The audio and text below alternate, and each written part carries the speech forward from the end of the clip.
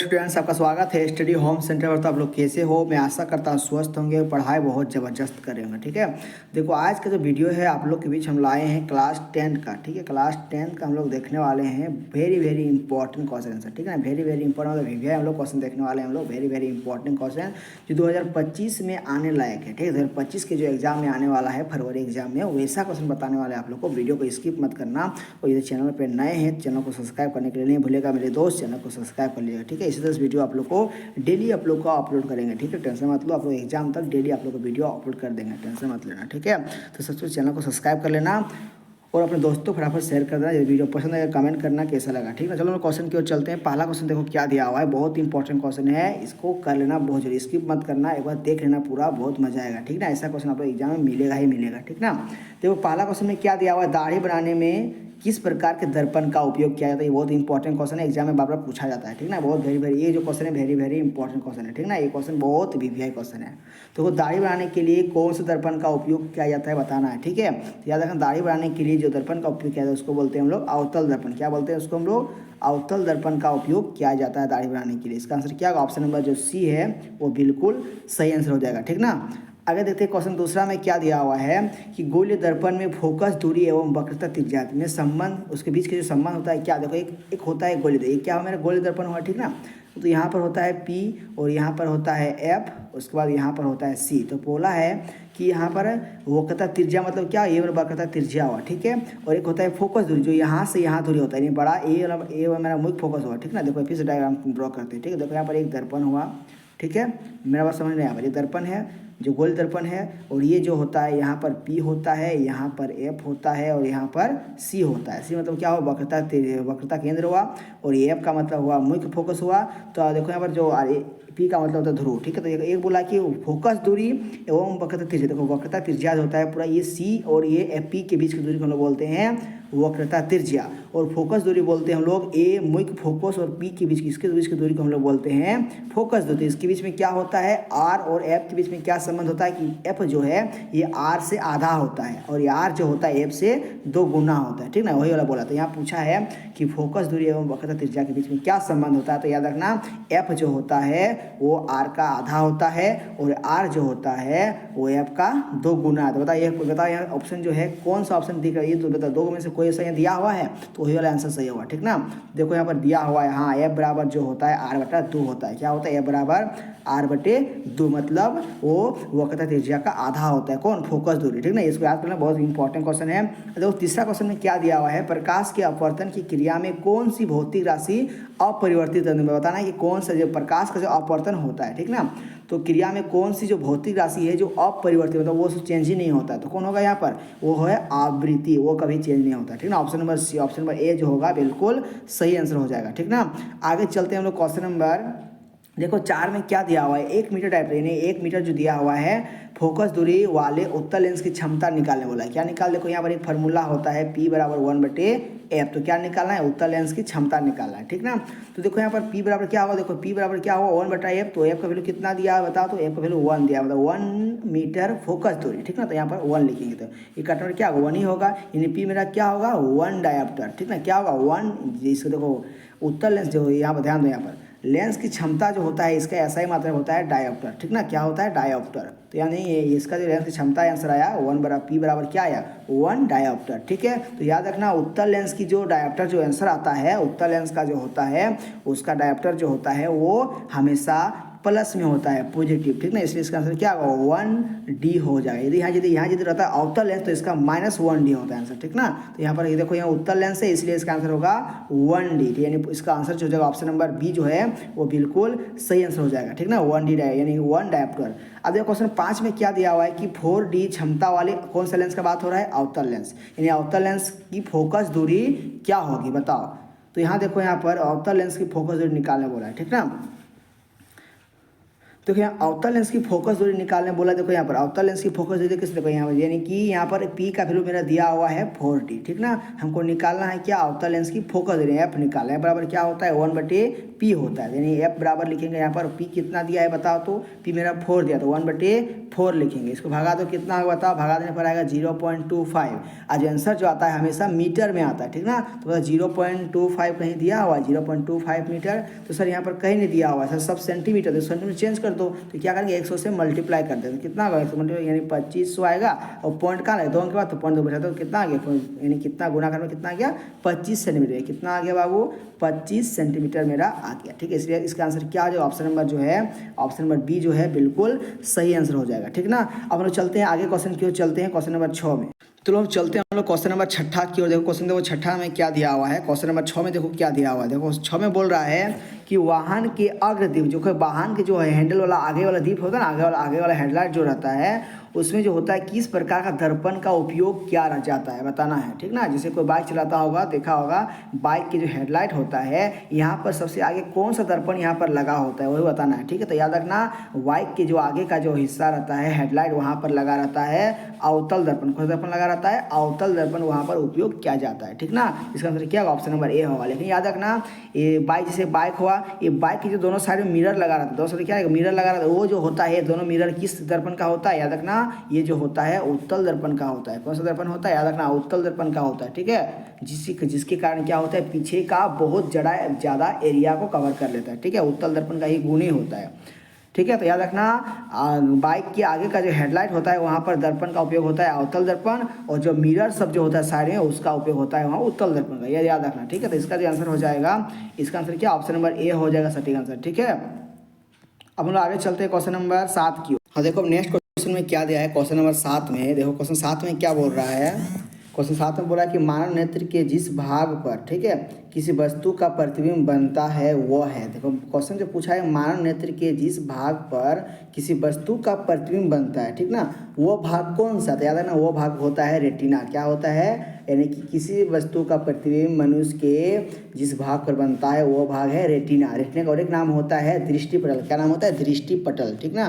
देखो कौन सा ऑप्शन दिया हुआ है, हाँ देखो दृष्टिपटल दिया हुआ है, देखो यहाँ पर दिया हुआ है दृष्टिपटल, ठीक ना। तो इसका आंसर क्या होगा, ऑप्शन नंबर जो है डी जो है बिल्कुल सही आंसर हो जाएगा, ठीक ना। देखो आप क्वेश्चन 8 में क्या दिया हुआ है कि सामान्य नेत्र का दूरबिंदु क्या है। देखो जब भी पूछेगा ना कि किसी भी नेत्र का दूरबिंदु पूछे तो याद रखना अनंत होता है। क्या होता है, अनंत। याद पूछे निकट बिंदु, देखो दो प्रकार का होता है, एक होता है निकट बिंदु और एक होता है दूर बिंदु। यदि पूछेगा दूर बिंदु तो याद रखना अनंत बोलना, और यदि बोलेगा निकट बिंदु तो बोलना है 25 सेंटीमीटर। क्या बोलना है, 25 सेंटीमीटर, ठीक है। तो यहाँ पूछा क्या है दूर बिंदु, तो इसका आंसर क्या होगा, अनंत हो जाएगा, ठीक ना। ऑप्शन नंबर जो डी है उसका सटीक आंसर है ऑप्शन नंबर डी। आगे चलते हैं क्वेश्चन नंबर देखो 9 में क्या दिया हुआ है, एक मिनट कहाँ गया, देखो क्वेश्चन देखो 9 में क्या दिया हुआ है, एक मिनट किधर गया क्वेश्चन, हाँ देखो मिल गया, एक मिनट इसको यहाँ लाते हैं, ठीक है। हाँ देखो क्वेश्चन 9 में क्या दिया हुआ है, नेत्र में जाने वाली प्रकाश की मात्रा का नियंत्रण कौन करता है। कहने का अर्थ है यहाँ पर जो नेत्र में जाने वाली प्रकाश की मात्रा का नियंत्रण जो करता है वो कौन करता है, याद रखना, तो याद रखना परितारिका करता है। कौन करता है, परितारिका। कौन करता है, परितारिका उसका नियंत्रण करता है। नेत्र में जाने वाली प्रकाश की जो है मात्रा को नियंत्रित करता है, उसका नाम है परितारिका। इसका और एक नाम होता है जिसको बोलते हैं हम लोग आयरिस। क्या बोलते हैं, आयरिस का इंग्लिश नाम है, ठीक ना। आयरिस क्या है, एक इंग्लिश नाम है, ठीक है। यानी परितारिका इंग्लिश नाम क्या होता है, आयरिस, इंग्लिश वर्ड है, ठीक ना। अब हम लोग पढ़ेंगे क्वेश्चन नंबर 10। देखो 10 में क्या दिया हुआ है कि मानव नेत्र में प्रतिबिंब की प्रकृति क्या होती है। पहले मालूम करो मानव नेत्र का जो होता है आँख में, वो मनुष्य की आँख में कौन सा लेंस लगा रहता है, याद रखना वो जो लेंस लगा रहता है वह उत्तल लेंस लगा रहता है। कैसा लेंस लगा होता है, उत्तल लेंस। कौन सा लेंस लगा होता है, उत्तल लेंस लगा रहता है, ठीक ना।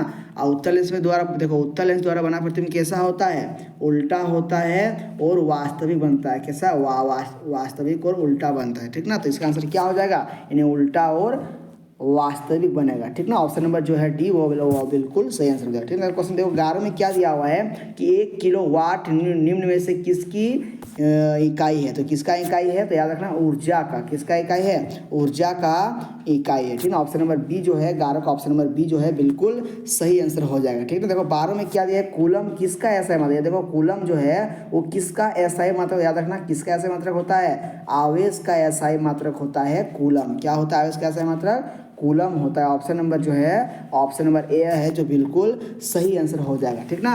अब लोग चलते देखो क्वेश्चन नंबर देखते हैं क्वेश्चन 13 में क्या दिया हुआ है, ठीक ना।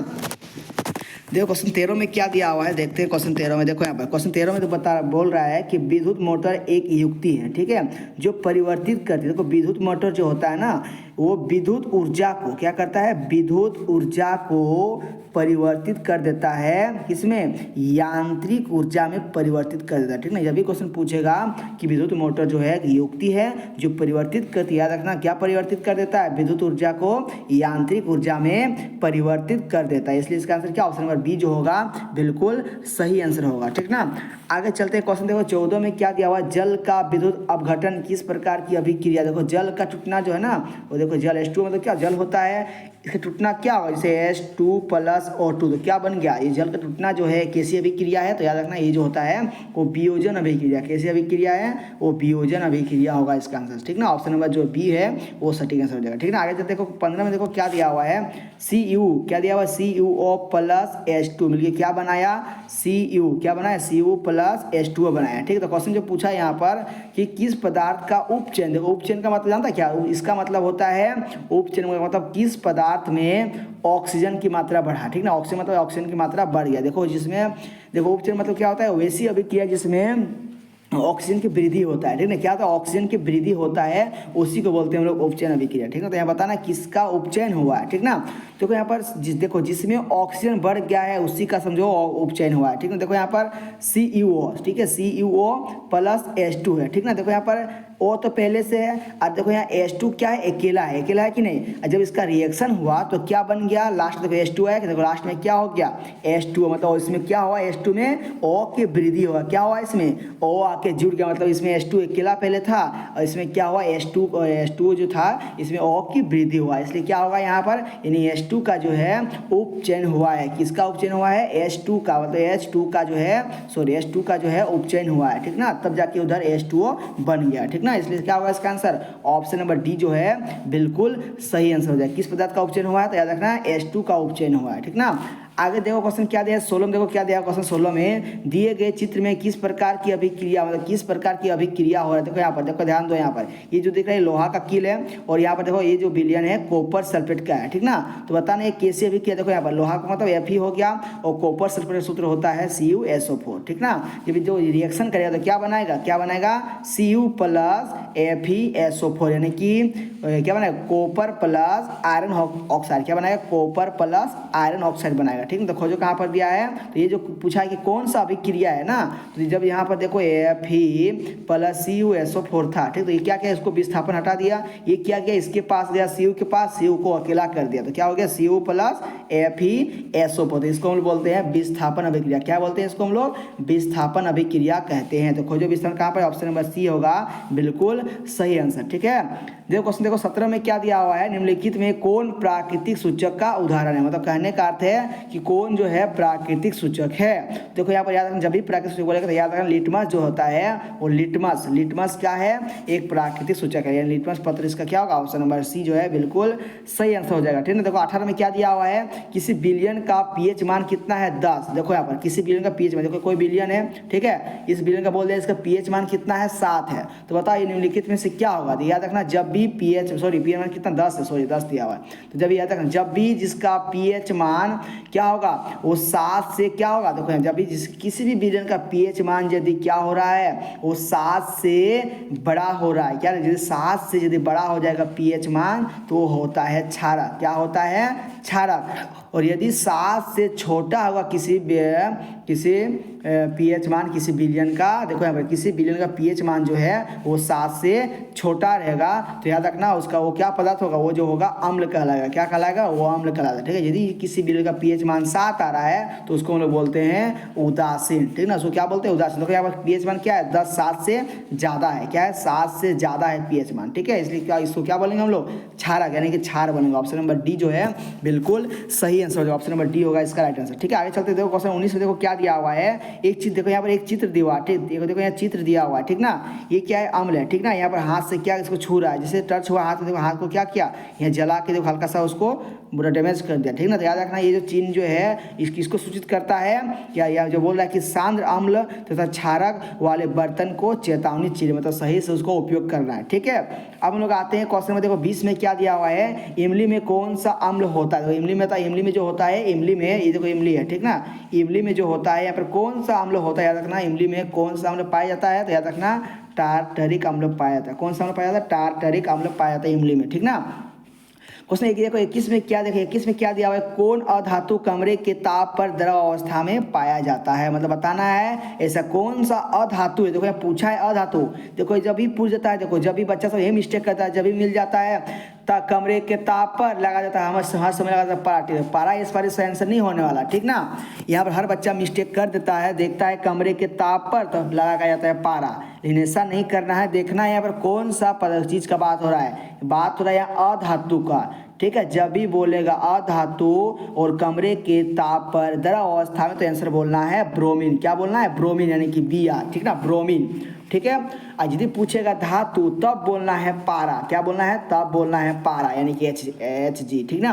तो यहाँ पर पूछा है अधातु, इसका कहने का अर्थ है यहाँ पर ब्रोमीन होगा आंसर। क्या होगा, ऑप्शन नंबर जो सी है उसका सही आंसर हो जाएगा, ठीक ना। जब भी पूछेगा अधातु तो याद रखना कमरे के ताप पर द्रवावस्था में ब्रोमीन पाया जाता है। कौन पाया जाता है, ब्रोमीन, ठीक है। इसका आंसर ऑप्शन नंबर सी जो होगा बिल्कुल सटीक आंसर हो जाएगा, ठीक ना। देखो क्वेश्चन देखो 22 में क्या दिया हुआ है कि निम्नलिखित में से किस पदार्थ का उपयोग जो है अग्निशामक बनाने में किया जाता है। तो याद रखना इसको बोलते हैं हम लोग, क्या बोलते हैं, सोडियम हाइड्रोजन कार्बोनेट, जिसको हम बोलते हैं सोडियम बाई कार्बोनेट भी बोलते हैं, ठीक ना। तो जब भी ऐसा क्वेश्चन मिल जाए अग्निशामक जहां दिख जाए, समझ जाना इसका आंसर क्या हो जाएगा, सोडियम हाइड्रोजन कार्बोनेट, इसको याद कर लेना, ठीक ना। जब भी मिल जाए किसी निम्नलिखित, देखो निम्नलिखित में से किस पदार्थ का उपयोग अग्निशामक बनाने में किया जाता है, याद रखना सोडियम बाई कार्बोनेट, यानी कि सोडियम हाइड्रोजन कार्बोनेट भी बोलते हैं, ठीक ना। जैसे ऑप्शन बी नंबर जो है सटीक आंसर। आगे तक क्वेश्चन देखो 23 में क्या दिया हुआ है कि आधुनिक आवर्त सारणी किस आधार पर बना है, मतलब कहने का अर्थ है कि यहाँ पर आधुनिक आवर्त सारणी जो है किस आधार पर बना हुआ, तो याद रखना परमाणु संख्या के आधार पर बनाया गया है, ठीक ना। किसका आधार, परमाणु संख्या आधार पर। और एक होता है मेडलिप का आवर्त सारणी, ठीक ना, वो जो होता है वो परमाणु द्रव्यमान के आधार पर बनाया गया, ठीक। जब पूछेगा मेडलिप का आवर्त सारणी जो है किसके आधार पर बनाया गया, तो याद रखना परमाणु द्रव्यमान के आधार पर, ठीक है। यहाँ क्वेश्चन जो पूछा है किसके क्या पूछा है, आधुनिक आवर्त सारणी, तो इसका जो आंसर हो जाएगा ऑप्शन नंबर ए होगा, ठीक ना। इसका सटीक आंसर क्या होगा, ऑप्शन नंबर ए हो जाएगा, ठीक ना। देखो क्वेश्चन देखो 24 में क्या दिया हुआ है, निम्नलिखित में से निम्नलिखित में से कौन धातु सबसे अधिक अभिक्रियाशील होता है, याद रखना वो होता है पोटेशियम। किसका होता है, पोटेशियम का, ठीक है। तो याद रखना ऑप्शन नंबर ए जो होगा बिल्कुल सही आंसर, ऑप्शन नंबर ए होगा बिल्कुल सटीक आंसर। आगे देखते हैं, देखो 25 में क्या दिया हुआ है कि पृथ्वी की भूप्रपट्टी में प्राकृतिक रूप से पाए जाने वाले तत्व यौगिक को हम लोग क्या बोलते हैं, उसको हम लोग बोलते हैं खनिज। उसको क्या बोलते हैं, उसका नाम होता है खनिज। उसका नाम क्या है, खनिज, उसका नाम बोला जाता है, ठीक ना। आज क्वेश्चन 26 में क्या दिया हुआ है, प्रोपेनॉल में कौन अभिक्रियाशील समूह मौजूद। देखो यहाँ पर, देखो यहाँ ध्यान सुनो, यहाँ पर क्या लिखा हुआ है, प्रोपेनॉल, लास्ट में क्या है, प्रोपेनॉल, यानी ऑल आ रहा है, क्या अल्कोहल। इसका आंसर क्या हो जाएगा, यानी अल्कोहल यहाँ पर अभिक्रियाशील समूह मौजूद है, यानी कि इसका आंसर क्या, ऑप्शन नंबर ए होगा 26 का, ठीक ना। अब हम लोग आते हैं नेक्स्ट क्वेश्चन, हम लोग आते हैं क्वेश्चन नंबर कितना, क्वेश्चन हम लोग का है क्वेश्चन देखो 27, देखो क्वेश्चन 27 में क्या देना, प्रकाश संश्लेषण प्रक्रिया में निम्नलिखित में क्या नहीं होता, मतलब देखो प्रकाश संश्लेषण प्रक्रिया में जो होता है क्या नहीं होता है वो पूछा है, ठीक ना। देखते हैं, देखो जल का टूटना होता है, हाँ बिल्कुल जल तो टूटता ही है। अब बताओ ऑप्शन दूसरा में दिया ऑक्सीजन का मुक्त होना, हाँ ऑक्सीजन तो हम लोग को देता है। प्रकाश, देखो जब प्रकाश संश्लेषण अभिक्रिया होता है, प्रकाश संश्लेषण अभिक्रिया, तो हम लोग को ऑक्सीजन गैस का मुक्त होना होता है, ठीक ना। और ऑप्शन सी में दिया है कार्बन डाइऑक्साइड का मुक्त होता है, नहीं कार्बन डाइऑक्साइड का उपयोग होता है, मगर कार्बन डाइऑक्साइड हम लोग को मिलता नहीं है बल्कि हम लोग से लेता है। इसलिए क्या होगा यहाँ पर, कार्बन डाइऑक्साइड का उपयोग होता है मगर हम लोग को देता नहीं है, इसलिए क्या होगा यहाँ पर ऑप्शन सी जो है बिल्कुल गलत बोल रहा है, ठीक ना। यानी कि पहला, एक मिनट, यानी पहला दूसरा और तीसरा तीनों सही है मगर गलत कौन है, यानी ऑप्शन सी जो बोल रहा है कार्बन डाइऑक्साइड का मुक्त होना, ये बिल्कुल गलत बात है। कार्बन डाइऑक्साइड का मुक्त नहीं होता है प्रकाश संश्लेषण प्रक्रिया में, ठीक ना। हम लोग आगे आते हैं क्वेश्चन में, देखो 28 में क्या दिया हुआ है, 28वें क्वेश्चन में कि फ्लोएम से खाद्य पदार्थों का परिवहन पौधों में किस दिशा में होता है, याद रखना ऊपर नीचे दोनों दिशा की होता है, ठीक है। ऑप्शन नंबर सी जो होगा वो बिल्कुल सही आंसर, ऑप्शन नंबर सी होगा बिल्कुल राइट आंसर, ठीक ना। आगे देखते हैं क्वेश्चन 29 में क्या दिया हुआ है, ब्रिक की रचनात्मक तक क्रियात्मक इकाई को क्या बोलते हैं, उसको लोग ब्रिकक बोलते हैं, क्या बोलते हैं उसको हम लोग, जिसको बोलते हैं ब्रिकानो भी बोलते हैं। ऑप्शन नंबर बी जो होगा बिल्कुल सटीक आंसर होगा, ठीक ना। अब आते हैं क्वेश्चन देखो, तो क्वेश्चन देखो 30 में कि देखो क्या दिया हुआ है कि फल को पकाने के लिए कौन सा हार्बन उत्तरदायी है, तो याद रखना एथिलीन। कौन सा हार्बन उत्तरदायी होता है, तो इसका आंसर हो जाएगा 30 का ऑप्शन नंबर सी होगा, एथिलीन का उपयोग किया जाता है, ठीक ना। अब आते हैं क्वेश्चन नंबर 31 में देखो क्या दिया हुआ है, एस्ट्रोजन स्रावित होता है। देखो एस्ट्रोजन जो होता है वो मादा में स्रावित होता है, ठीक ना, मादा के लिए, ठीक ना। ये क्या हुआ, इसका जो आंसर हो जाएगा ऑप्शन नंबर ए हो जाएगा। यहाँ पर देखो मादा में, देखो मादा में क्या, देखो मादा में होता है, तो अंडाशय जो होता है ये मादा में पाया जाता है। कहाँ पाया जाता है, अंडाशय मादा में पाया जाता है, ठीक ना। इसलिए इसका आंसर क्या ऑप्शन नंबर ए हो जाएगा, ठीक ना। यानी कि एस्ट्रोजन स्रावित होता है कहाँ से, अंडाशय से होता है। कहाँ से होता है, याद रखना, एस्ट्रोजन जो स्रावित होता है वो अंडाशय से होता है, यानी 31 का ऑप्शन नंबर ए हो जाएगा सही आंसर। अब लोग आते हैं 32, देखो 32 में क्या दिया, नर युग्मक तथा मादा युग्मक के संलयन को क्या बोलते हैं, यानी कि नर युग्मक और मादा युग्मक के संलयन को लोग बोलते हैं निषेचन। क्या बोलते हैं उसको, बहुत इंपॉर्टेंट क्वेश्चन, एक इसको हम लोग बोलते हैं निषेचन कहते हैं, ठीक ना। अब हम लोग आते देखो क्वेश्चन देखो 33 में, देखो बहुत इजी क्वेश्चन, देखो यहाँ पर ये क्या है, हाइड्रा है, क्या है, हाइड्रा है, ठीक ना। ये क्या है, हाइड्रा है, देखो यहाँ मुकुल, ये क्या है, मुकुलन। यहाँ पर क्या हो रहा है, जब भी इसको मिल जाएगा इसको आंसर क्या होगा, इसका आंसर होगा मुकुलन, यानी कि नया मुकुल यहाँ निकल गया, इसको इसका आंसर क्या होगा, ये मुकुलन का विधि है, ठीक है। ऑप्शन नंबर ए जो होगा ये बिल्कुल सही है, यानी मुकुलन जनन का, यानी क्या पूछा है कि दिए गए चित्र में कौन सा जनन हो रहा है, मुकुलन हो रहा है, क्या हो रहा है यहाँ पर, मुकुलन हो रहा है, नया मुकुल निकल के आया था, देखो ना, ठीक है। अब लगाते देखो क्वेश्चन नंबर 34 की ओर, देखते हैं क्वेश्चन 34 में क्या दिया है। देखो यहाँ पर पक्षी और चमगादड़ के पंख, देखो पक्षी और चमगादड़ के पंख जो होते हैं वो समरूप होते हैं, क्या होते हैं, समरूप होते हैं, ठीक ना। देखो दो प्रकार का होता है, समजात होता है, एक समरूप होता है, ठीक ना। तो देखो यहाँ पर समरूप खोजो, कहीं पर दिया है, देखो समरूप तो नहीं दिया, लेकिन समरूप का और एक नाम होता है, समरूप का और एक नाम बोल सकते हैं हम लोग, जिसको बोल सकते हैं हम लोग असमजात बोलेंगे, क्या बोलेंगे उसको हम लोग, असमजात, क्या बोलेंगे, असमजात बोलेंगे, असमजात, जो कहाँ पर दिया, ऑप्शन नंबर डी में दिया हुआ, ठीक ना, असमजात दिया ऑप्शन नंबर डी में, बिल्कुल सही आंसर हो जाएगा, ऑप्शन नंबर डी जो है बिल्कुल सटीक आंसर होगा, ठीक ना। अब देखो क्वेश्चन देखो 25 में क्या दिया, सॉरी 35 देखो क्वेश्चन 35 में क्या दिया हुआ है कि मेंडल, ठीक है, मेंडल अपने पौधों के लिए अपने प्रयोग के लिए किस पौधे को चुना था, तो वो दीजिए क्वेश्चन है, क्वेश्चन एग्जाम में आता ही है, ठीक ना। वो मेंडल जो थे, मेंडल अपने पौधों बोलते हैं, अपने प्रयोग के लिए किस पौधे को चुना था, याद रखना मटर, कौन सा पौधा था, मटर का पौधा था, ठीक ना। अब देखो क्वेश्चन 36 में क्या दिया हुआ है, निम्नलिखित में कौन उत्पादक है, मतलब कहने का है कौन जो है उत्पादक है, तो याद रखना घास जो है ना, घास ये उत्पादक है, सबसे प्रथम वाला, ठीक ना। ये क्या होगा इसका आंसर, ऑप्शन नंबर सी होगा, बिल्कुल राइट आंसर। देखो आगे देखो क्वेश्चन देखो 37 में क्या दिया हुआ है कि किसी आहार श्रृंखला में शाकाहारी का निर्माण होता है, तो कहाँ से निर्माण होता है, यानी प्रथम पोषी स्तर से निर्माण होता है शाकाहारी का, ठीक ना। अब देखो क्वेश्चन 38 में क्या दिया हुआ है कि ओजोन परत के अपक्षय के लिए जिम्मेदार है, कौन जिम्मेदार है, CFC, यानी कि देखो सी से हुआ क्लोरो, F से हुआ फ्लोरो, फिर सी से कार्बन, यानी क्लोरो फ्लोरो कार्बन उत्तरदायी है, ठीक ना, जिम्मेदार है, यानी ऑप्शन नंबर जो बी है वो बिल्कुल सही आंसर हो जाएगा, ठीक है। देखो 39 में क्या दिया हुआ है, निम्नलिखित में से कौन जो है जैव मात्रा ऊर्जा का क्या है, ऊर्जा का उदाहरण नहीं है, मतलब कहने का है निम्नलिखित में से कौन जैव मात्रा ऊर्जा, ठीक है, ऊर्जा स्रोत का उदाहरण नहीं है, तो कौन यहाँ पर नहीं होगा, बताओ। देखो यहाँ पर कहने का अर्थ है, देखो पता है इसका कौन सा ऑप्शन जो है जिसमें पहले जान नहीं था वही बोला है, ठीक है। देखो यहाँ पर कहने का जैव मात्रा, यानी जिसके पास पहले जान नहीं था, ठीक ना, वही वाला क्या होगा, जैव मात्रा ऊर्जा स्रोत का उदाहरण नहीं होगा। और जिसके पास पहले जान था, समझो वो जैव ऊर्जा वाला पदार्थ हो जाएगा, ठीक ना। तो लकड़ी में पहले जान था, जैसे देखो पीछे समझ चलो पेड़ है, ठीक ना, इसे पेड़ है, इसमें पहले जान था, ठीक ना, जो है, तो उसके बाद लकड़ी बनाएगा तो उसमें जान तो पहले था, इसलिए क्या होगा, इसका जो आंसर नहीं होगा, ये वाला आंसर ये वाला नहीं होगा, ठीक, क्योंकि ये जो हो जाएगा वो जैव मात्रा ऊर्जा का स्रोत हो जाएगा, ठीक ना। हमको पूछा है यहाँ पर कौन जो है जैव ऊर्जा स्रोत नहीं है, तो क्या होगा इसका आंसर, नाभिक की ऊर्जा नहीं होगा, ठीक है। देखो यहाँ पर देखो गोबर गैस कहाँ से आया, गोबर कहाँ से आया, बेल से आया, तो वही जो गोबर गैस हुआ वो हो गया जीव, पहले उसमें जान था, ठीक ना, जिसमें जान से आया ना। फिर देखो कोयला कैसे बना ना, देखो बहुत लाखों करोड़ों साल क्या हुआ, जमीन के अंदर क्या हुआ, बहुत सारे पेड़ पौधे गले से गल गए, वो हो गया, मतलब बहुत लाखों साल के बाद वो कोयला के रूप ले लिए, क्या ले, कोयला का निर्माण हुआ, इससे पहले जान था उसमें, ठीक है, मतलब पेड़ पौधे के द्वारा से कोयला का निर्माण हुआ, ठीक ना। तो इसलिए इसका आंसर क्या होगा, नाभिक की ऊर्जा जो है बिल्कुल सही आंसर होगा, जो है पहले इसमें जान नहीं था, ठीक ना, नाभिक ऊर्जा, इसलिए इसका आंसर ऑप्शन नंबर सी जो होगा बिल्कुल सही आंसर हो जाएगा, ठीक है। देखो लास्ट क्वेश्चन, अंतिम question, very important question exam में पूछता है, एग्जाम में और बहुत इंपॉर्टेंट क्वेश्चन है, ठीक ना।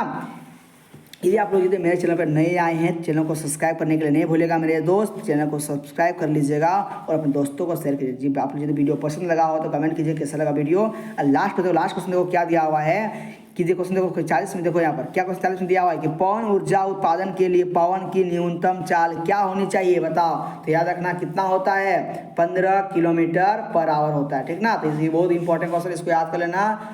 चलो तो इसका आंसर क्या, ऑप्शन नंबर ए हो जाए, ठीक है। तो चलते हैं हम लोग, ये आज का क्वेश्चन खत्म हो गया। हम लोग कल मिलते हैं, आप दूसरे वीडियो में लाते हैं हम लोग, ठीक है। यदि वीडियो पसंद आया होगा तो वीडियो को शेयर करना और अपने दोस्तों को फटाफट शेयर कर देना। शेयर करने के लिए नहीं भूलेगा मेरे दोस्त, और चैनल को सब्सक्राइब करने के लिए नहीं भूलेगा, ठीक ना। तो हो चुका है आकाश रंग का युग बदलने की तैयारी, और जीत उसी का होगा जिसका संघर्ष जारी। वंदे मातरम दोस्तों, लव यू दोस्तों, थैंक यू।